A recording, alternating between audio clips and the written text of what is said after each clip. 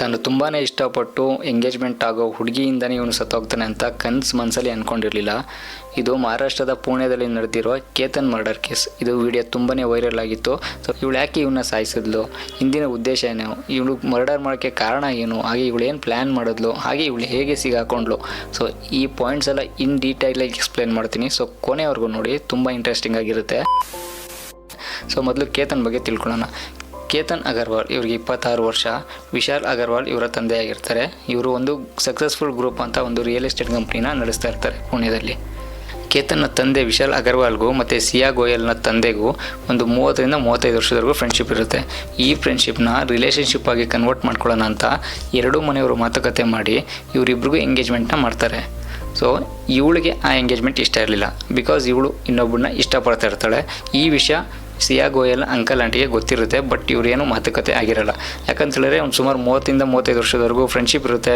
So ಸಡನ್ನಾಗಿ ಬೇಡ ಅಂತೇಳಿದ್ರೆ ಮನೆತನೇ ಹೆಸರು ಹಾಳಾಗುತ್ತೆ, ಇಲ್ಲ ಬಿಸ್ನೆಸ್ ಏನೋ ಒಂದು ಅಪ್ಡೇಟ್ ಮಾಡೋದಾಗಿರುತ್ತೆ, ಇಲ್ಲ ಚೆನ್ನಾಗಿ ಹೋಗ್ತಾ ಇರುತ್ತೆ, ಬಟ್ ಇದು ಬಿಸ್ನೆಸ್ಗೆ ಎಫೆಕ್ಟ್ ಆಗುತ್ತೆ ಅಂತ ಯಾವುದೋ ಒಂದು ಉದ್ದೇಶದಿಂದ ಇವರಿಬ್ಬರು ಸುಮ್ಮನೆ ಇರ್ತಾರೆ. ಬಟ್ ಇವಳು ಸುಮ್ಮನೆ ಇರ್ತಾಳೆ. ಇವಳು ಹೇಳ್ಬೋದಿತ್ತು ನನಗಿಷ್ಟ ಇಲ್ಲ, ನಾನು ಈ ಥರ ಆಗ್ತಾಯಿದ್ದೀನಿ ಅಂತ, ಬಟ್ ಇವಳು ಯಾಕೆ ಸುಮ್ಮನೆ ಇದ್ಲು ಅಂತ ಗೊತ್ತಾಗಿಲ್ಲ. ಅವಳು ಸುಮ್ಮನೆ ಇದ್ದಿದ್ದ ರಿಸಲ್ಟು ಇವತ್ತಿನ ಈ ಮರ್ಡರ್ ಕೇಸ್.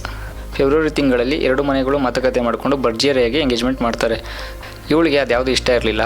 ಮನೆಯವರು ಫೋರ್ಸ್ಫುಲಿ ಮಾಡ್ತಿದ್ದಾರೆ ಅಂತ ಹೇಳ್ಬಿಟ್ಟು ಏನೋ ಒಂದು ಮಾಡ್ಕೋತಾಳೆ. ಹಾಗೆ ಮದುವೆ ಹತ್ತಿರ ಬರ್ತಾ ಇರುತ್ತೆ. ಹಾಗೆ ಇವರು ಒಂದು ಬಾಲಿಗೆ ಪ್ಲ್ಯಾನ್ ಮಾಡ್ತಾರೆ, ಇಂಟರ್ನ್ಯಾಷನಲ್ ಟ್ರಿಪ್ಗೆ, ಪ್ರೀ ವೆಡ್ಡಿಂಗ್ ಶೂಟ್ಗೋ ಏನಕ್ಕೋ ಒಂದು ಪ್ಲ್ಯಾನ್ ಮಾಡ್ತಾರೆ. ಆವಾಗ ಟಿಕೆಟ್ಸ್ ಎಲ್ಲ ಬುಕ್ ಆಗುತ್ತೆ, ಎಲ್ಲ ಇನ್ನೇನು ಏರ್ಪೋರ್ಟಿಗೆ ಹೊರಡಬೇಕು. ಆವಾಗ ಕೇತನ್ನ ಪಾಸ್ಪೋರ್ಟು ಕಾಣಿಸಲ್ಲ.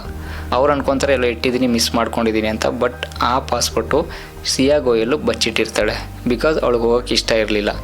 ಓಕೆ, ಆ ಟ್ರಿಪ್ಪು ಕ್ಯಾನ್ಸಲ್ ಆಗುತ್ತೆ. ಆಮೇಲೆ ಮದುವೆ ಹತ್ತಿರ ಬರ್ತಾ ಇದ್ದಂಗೆ ಇವಳಿಗೆ ಒಂಥರ ಭಯ ಸ್ಟಾರ್ಟ್ ಆಗುತ್ತೆ. ನಾನು ಇನ್ನೊಬ್ಬ ಹುಡುಗನ ಇಷ್ಟಪಡ್ತಾ ಇದ್ದೀನಿ, ಇವನ ಜೊತೆ ಮದುವೆ ಆದರೆ ನನ್ನ ಲೈಫ್ ಹೇಗಿರುತ್ತೆ ಅಂತ ಒಂದು ಭಯ ಸ್ಟಾರ್ಟ್ ಆಗುತ್ತೆ. ಆವಾಗೂ ಇವಳು ಬಾಯ್ಬಿಟ್ಟು ಇವ್ರ ಫ್ಯಾಮಿಲಿಗೆ ಹೇಳಲಿಲ್ಲ, ಇಲ್ಲ ಹುಡುಗನ ಫ್ಯಾಮಿಲಿಗೂ ಹೇಳಿಲ್ಲ. ಇವಳು ಮತ್ತು ಇವನ ಬಾಯ್ ಫ್ರೆಂಡ್, ಅಂದರೆ ಬಾಯ್ ಫ್ರೆಂಡ್ ಹೆಸರು ಚೇತನ್ ಚೌಧರಿ ಅಂತ. ಸೊ ಇವರಿಬ್ಬರು ಡಿಸೈಡ್ ಮಾಡ್ಕೋತಾರೆ ಇವನ್ನ ಸಾಯಿಸಬೇಕು ಅಂತ. ಇವ್ರು ಸತ್ತೋದ್ರೆ ಮದುವೆ ನಿಂತೋಗುತ್ತೆ ಅಂತ. ಸೊ ಇವರು ಇಬ್ಬರು ಪ್ಲ್ಯಾನ್ ಮಾಡ್ಕೊಂಡು ಯಾವುದೋ ಒಂದು ಹೋಟೆಲಲ್ಲಿ ಪ್ಲ್ಯಾನ್ ಮಾಡ್ಕೋತಾರೆ. ಹಾಗೆ ಜಾಗನೂ ಕೂಡ ಹುಡುಕ್ತಾರೆ. ಸೊ ಜಾಗ ಅದೇ ಮಹಾರಾಷ್ಟ್ರದ ಲೋಗಢ್ ಫೋರ್ಟಲ್ಲಿ ಇವನ್ನ ಸಾಯಿಸಬೇಕು ಅಂತ ಡಿಸೈಡ್ ಮಾಡ್ಕೋತಾರೆ. ಆವಾಗ ಸಿಯಾ ಗೋಯಲು ಕೇತನ್ಗೆ ಹೇಳ್ತಾಳೆ, ಬಾ ಹೊರಗಡೆ ಹೋಗೋಣ ಅಂತ ಹೇಳ್ಬಿಟ್ಟು ಫಸ್ಟು ಅಟೆಂಪ್ಟು ಮೇ 31 ಒಂದು ಲೋಗಢ್ ಫೋರ್ಟ್ಗೆ ಕರ್ಕೊಂಡು ಹೋಗ್ತಾಳೆ, ಅಲ್ಲಿಂದ ತಳ್ಳಬೇಕು ಅಂತ. ಈ ಪಾಯಿಂಟನ್ನ ನೆನಪಿಕೊಂಡಿರಿ, ಲಾಸ್ಟಲ್ಲಿ ನಿಮಗೆ ಗೊತ್ತಾಗುತ್ತೆ, ಸಿಂಕ್ ಆಗುತ್ತೆ. ಸೊ ಕೇತನ್ಗೆ ಈ ಟ್ರೆಕ್ಕಿಂಗ್ ಮಾಡೋದು, ಗುಡ್ಡಗಾಡು ಪ್ರದೇಶಗಳಲ್ಲಿ ಸುತ್ತಾಡೋ ಅಂದರೆ ತುಂಬಾ ಇಷ್ಟ ಆಗಿರುತ್ತೆ. 31 ಮೇ ಫಸ್ಟ್ ಅಟೆಂಪ್ಟು ಫೇಲ್ ಆಗುತ್ತೆ. ಅಲ್ಲಿಂದ ಮನೆಗೆ ಬರ್ತಾರೆ. ಇವಳು ತುಂಬ ಡಿಪ್ರೆಷನ್ ಆಗ್ತಾಳೆ, ಏನಾಗೋದು, ಈ ಥರ ಮಾಡೋಕ್ಕೆ ಹೋದ್ನಲ್ಲ, ಏನಾಯಿತು, ಮಿಸ್ ಆಗೋಯ್ತಲ್ಲ ಅಂತ ತುಂಬಾ ಯೋಚನೆ ಮಾಡ್ತಾ ಇರ್ತಾಳೆ. ಹಾಗೆ ಅವ್ರ ಬಾಯ್ ಫ್ರೆಂಡು ಇವರೆಲ್ಲ ಮಾತಾಡ್ತಾ ಇನ್ನೊಂದು ಅಟೆಂಪ್ಟ್ ಮಾಡೋಣ ಅಂತ ಹೇಳ್ಬಿಟ್ಟು ಜೂನ್ 14ನೇ ತಾರೀಕು ಸಿಯಾ ಗೋಯಲು ಕೇತನ್ಗೆ ಹೇಳ್ತಾಳೆ, ಬಾ ಹೋಗೋಣ, ಒಂದು ಫೋಟೋ ಶೂಟ್ಸ್ ಮಾಡೋಣ, ಇಲ್ಲ ಒಂದು ಯಾವ್ದಾದ್ರು ಒಂದು ಬೇಜಾರಾಗ್ತಿದೆ, ನಾನು ತುಂಬ ಡಿಸ್ಟರ್ಬೆನ್ಸ್ ಆಗಿದೆ, ಮದುವೆ ಹತ್ರ ಬಂತಲ್ವಾ, ಹೋಗೋಣ ಅಂತ ಹೇಳ್ಬಿಟ್ಟು ಜೂನ್ 14ನೇ ತಾರೀಕು ಮತ್ತೆ ಅದೇ ಲೋಗಢ್ ಫೋರ್ಟ್ಗೆ ಕರ್ಕೊಂಡು ಹೋಗ್ತಾಳೆ. ಸೊ ಅವತ್ತು ಕೂಡ ಫಿಕ್ಸ್ ಆಗಿರ್ತಾಳೆ, ತಳ್ಳಬೇಕು ಇವನ್ನ ಅಂತ, ಇಲ್ಲ ಸಾಯಿಸಲೇಬೇಕು ಅಂತ ಫಿಕ್ಸ್ ಆಗಿರ್ತಾಳೆ. ಕರ್ಕೊಂಡು ಹೋಗ್ತಾಳೆ. ಅಲ್ಲಿ ಫೋಟೋ ತೆಗಿಬೇಕು, ಇಲ್ಲಿ ಫೋಟೋ ತೆಗಿಬೇಕು, ನೋಡು ಅಲ್ಲಿ ಬೆಟ್ಟ ಗುಡ್ಡ ಚೆನ್ನಾಗಿದೆ, ಅಲ್ಲಿ ನೋಡು ಫೋಟೋಗಳು ತೆಗಿಬೇಕು, ಅಷ್ಟು ಚೆನ್ನಾಗಿ ಕಾಣಿಸ್ತಾ ಇದೆ, ಸನ್ರೈಸ್ ನೋಡು, ಸನ್ಸೆಟ್ ನೋಡು, ಏನೋ ಒಂದು ಹೇಳಿ ಅವನ್ನ ತುದಿಗೆ ಕಳಿಸೋ ಥರ ಪ್ಲ್ಯಾನ್ ಮಾಡ್ತಾ ಇರ್ತಾಳೆ. ಆ ಟೈಮಲ್ಲಿ ತುದಿಗೆ ಹೋಗೊಟ್ಟಾಗಿ ಅವನು ಬೆಟ್ಟ ಗುಡ್ಡಗಳ ಫೋಟೋ ತೆಗಿಬೇಕಾದ್ರೆ ತಳ್ತಾಳೆ. ಅದೃಷ್ಟವಶಾತ್ ಅವನ ಅದೃಷ್ಟ ಅವತ್ತು ಚೆನ್ನಾಗಿತ್ತು ಅನಿಸುತ್ತೆ. ಅವನು ತಳ್ಳಿದ ತಕ್ಷಣ ಹಾಗೆ ಸ್ವಲ್ಪ ಜಾರ್ಬಿಟ್ಟು ಅಲ್ಲೇ ಇದ್ದಿದ್ದ ಯಾವುದೋ ಒಂದು ಗಿಡನೋ ಮರನೋ ಚಿಕ್ಕದು ಹಿಡ್ಕೋತಾನೆ. ಅವಾಗ ಯಾಕೆ ಏನಾಯಿತು ಅಂತ ಕೇಳಿದಾಗ ಯಾವುದೋ ಒಂದು ಹಾವು ಬಂದುಬಿಡ್ತು ಸಡನ್ನಾಗಿ, ಅದು ನೀನು ಕಚ್ಚುತ್ತೆ ಅಂತ ಭಯಬಿಟ್ಟು ಸ್ವಲ್ಪ ತಳ್ದೆ ಸಡನ್ನಾಗಿ.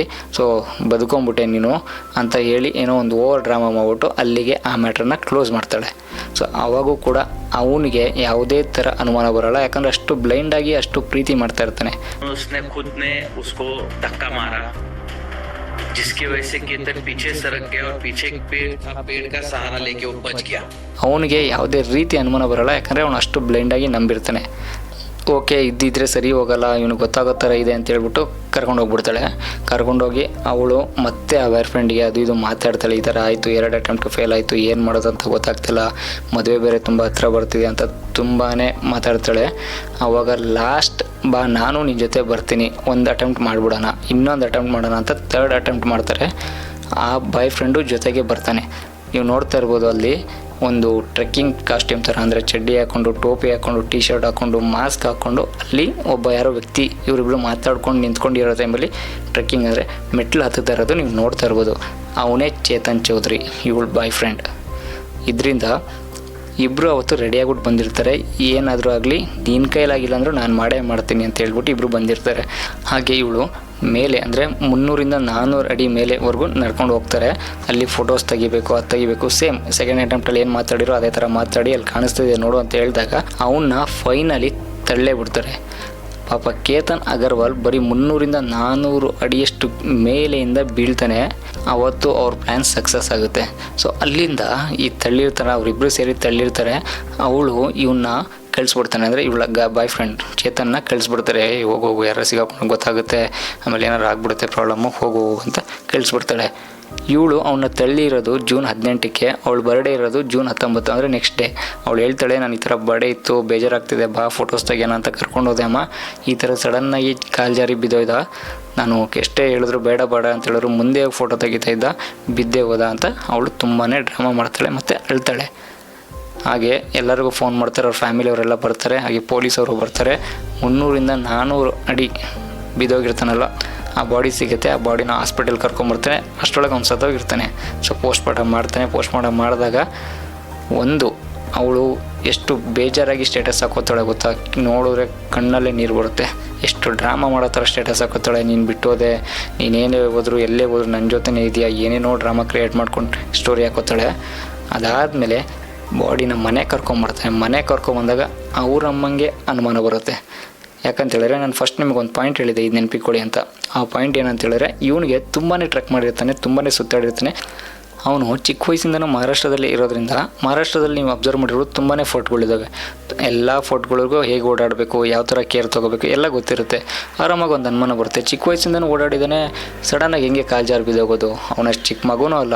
ಆವಾಗ ಅನ್ಕೋತಾರೆ. ಸೊ ಅವರಮ್ಮ ಪೊಲೀಸರಿಗೆ ಪ್ರೆಷರ್ ಹಾಕಕ್ಕೆ ಸ್ಟಾರ್ಟ್ ಮಾಡ್ತಾರೆ. ನನಗೇನೋ ಅನುಮಾನ ಬರ್ತಿದೆ ಇವನು ಕಾಲು ಜಾರಿ ಬಿದ್ದ ಅಂತ. ಸೊ ಡೀಪಾಗಿ ಇನ್ವೆಸ್ಟಿಗೇಷನ್ ಮಾಡಿ ಅಂತ ಹೇಳಿದಾಗ ಪೊಲೀಸರಿಗೂ ಒಂಚೂರು ಅನುಮಾನ ಬರುತ್ತೆ. ಸೊ ಅವರು ಕೇಸ್ನ ಇನ್ನೊಂದು ರೀತಿ ನೋಡೋಕ್ಕೆ ಸ್ಟಾರ್ಟ್ ಮಾಡ್ತಾರೆ.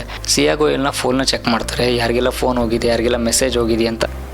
ಆಗ ಅವರು ಫೋರ್ಟ್ಗೆ ಹೋಗಿ ಅಲ್ಲಿ ಯಾರು ಅನುಮಾನಾಸ್ಪದವಾಗಿ ಯಾರು ಓಡಾಡ್ತಾ ಇದ್ದಾರಾ ಸೊ ಅಂತ ಚೆಕ್ ಮಾಡಿದಾಗ ಅಲ್ಲಿ ಒಬ್ಬ ವ್ಯಕ್ತಿ ಸಿಗ್ತಾನೆ. ಅಷ್ಟು ಮಹಾರಾಷ್ಟ್ರದಲ್ಲಿ ಅಷ್ಟೊಂದು ಆ ಟೈಮಲ್ಲಿ ತುಂಬಾ ಬಿಸಿಲಿರುತ್ತೆ. ಆ ಟೈಮಲ್ಲಿ ಯಾರಪ್ಪ ಮಾಸ್ಕ್ ಹಾಕ್ಕೊಂಡು, ಟೋಪಿ ಹಾಕ್ಕೊಂಡು, ಸ್ವೆಟ್ರ್ ಹಾಕ್ಕೊಂಡೆಲ್ಲ ಓಡಾಡ್ತಾ ಇದ್ದಾನೆ ಅಂತ ಹೇಳಿದಾಗ ಒಬ್ಬ ವ್ಯಕ್ತಿ ಕಾಣಿಸ್ತಾನೆ ಮಾಸ್ಕ್ ಹಾಕ್ಕೊಂಡಿರೋನು. ಹಾಗೆ ಒಂದು ಕ್ಲೂ ಸಿಗುತ್ತೆ ಅವ್ರಿಗೆ. ಆಮೇಲೆ ಸಿಯಾ ಗೋಯಲ್ನ ಮೊಬೈಲ್ನ ಚೆಕ್ ಮಾಡಿದಾಗ ತುಂಬ ಸತಿ ಒಬ್ಬರಿಗೆ ಮೆಸೇಜ್ ಮತ್ತು ಕಾಲ್ ಹೋಗಿರುತ್ತೆ.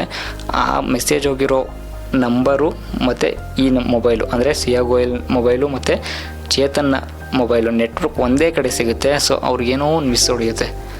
ಸೊ ಇದು ಯಾರು ಅಂತ ಗೊತ್ತಾಗಲ್ಲ. ಸೊ ಅವರಿಬ್ಬರನ್ನ ಕರೆಸಿ ಚೆಕ್ ಮಾಡಿದಾಗ ಗೊತ್ತಾಗುತ್ತೆ. ಸೊ ಇದು ಕಾಲು ಜಾರಿ ಬಿದ್ದೋಗಿರೋದಲ್ಲ, ಇವರೇ ಬೇಕಂತ ತಳ್ಳಿರೋದು ಅಂತ. ಹಾಗೆ ಇನ್ವೆಸ್ಟಿಗೇಷನ್ ಮಾಡಿದಾಗ ಗೊತ್ತಾಗುತ್ತೆ ಸಿಯಾ ಗೋಯಲ್ನ ಬಾಯ್ ಫ್ರೆಂಡ್ ಚೇತನ್ ಅಂತ. ಸೊ ಇವಳಿಗೆ ಮದುವೆ ಇಷ್ಟ ಇರಲಿಲ್ಲ. ಸೊ ಇವರು ಪ್ಲ್ಯಾನ್ ಮಾಡಿ ಕೇತನ್ನ ಆ ಫೋರ್ಟಿಂದ ತಳ್ಳಿದ್ದಾರೆ ಅಂತ. ಫೈನಲ್ ಆಗಿ ಏನಂತ ಹೇಳೋದಂದರೆ, ಇವ್ರಿಗೆ ಇಷ್ಟ ಇಲ್ಲ ಅಂದರೆ ಇವಳಿಗೆ ಇಷ್ಟ ಇಲ್ಲ ಅಂತ ಹೇಳಿದರೆ ಸೊ ಮನೇಲಿ ಹೇಳ್ಬೋದಿತ್ತು, ಇಲ್ಲ ಅಷ್ಟು ಕ್ಲೋಸ್ ಆಗಿರೋನಿಗೂ ಹೇಳಿದರು. ಇವನಷ್ಟು ಪ್ರೀತಿ ಮಾಡ್ತಾ ಇರೋನಿಂದ ಇವನು ಅರ್ಥ ಮಾಡ್ಕೋತಾ ಇದ್ದ ಅನಿಸುತ್ತೆ.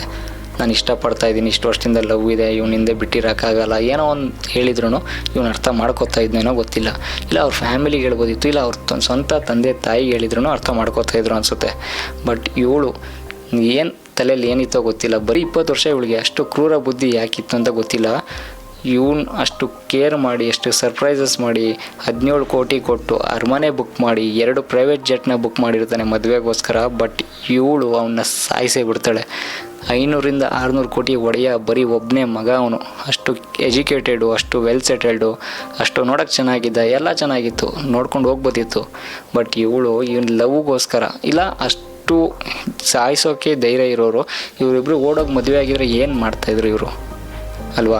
ಬರೀ ಒಂದು ಲವ್ಗೋಸ್ಕರ ತನ್ನ ತಂದೆ ತಾಯಿಗೆ ತನ್ನ ಮಗ ಇಲ್ದಂಗೆ ಮಾಡಿದ್ರು. ಇದರಿಂದ ನೀವು ಯಾರೇ ಆಗಲಿ ಲವ್ ಮಾಡ್ತಾ ಇರೋರು, ಇಲ್ಲ ಲವ್ ಮಾಡಬೇಕು ಅಂತ ಇರೋರು ಇರುವಾಗ ಮನೇಲಿ ಹೇಳಿ. ಸೊ ಮನೇಲಿ ಒಪ್ಪಿಸಿ ಆಗಿಲ್ಲ ಅಂತೇಳಿದ್ರೆ ನೀವು ಏನು ಮಾಡ್ಬೇಕು ಅದನ್ನು ಮಾಡಿ.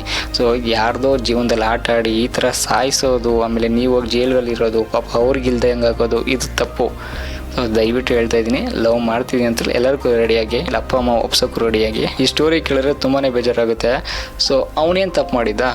ಫ್ಯಾಮಿಲಿ ಒಪ್ಪಿದ್ರು, ಅವ್ರ ಅಪ್ಪ ಅಮ್ಮ ಒಪ್ಕೊಂಡು ಎಂಗೇಜ್ಮೆಂಟ್ ಆದರೂ ಮದುವೆ ಆದ. ಇವನೇ ಅವಳನ್ನ ಇಷ್ಟಪಡೋಕ್ಕೆ ಸ್ಟಾರ್ಟ್ ಮಾಡ್ದ.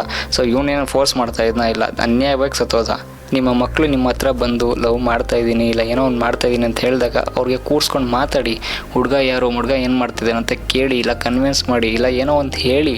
ಸಡನ್ನಾಗಿ ನೀನು ಹೇಳಿದ ತಕ್ಷಣ ಮಾಡಲೇಬೇಕು, ಯಾವ ಜಾತಿ, ಯಾವುದು, ಏನು ಕತೆ, ಈ ಲೈಫಲ್ಲಿ ಏನು ಸೆಟ್ಲ್ ಆಗಿದ್ದಾನೆ, ಏನು ಮಾಡ್ತಿದ್ದಾನೆ, ಎಷ್ಟು ಸಂಬಳ, ಅದೆಲ್ಲ ಕೇಳೋ ಬದಲು ಕೂತ್ಕೊಂಡು ಮಾತಾಡಿ ಸರಿ ತಪ್ಪು ಯಾವುದು ಅಂತ ತಿಳಿಸಿ ಈ ಥರ ಘಟನೆಗಳಿಗೆ ತಪ್ಪಿಸಿ.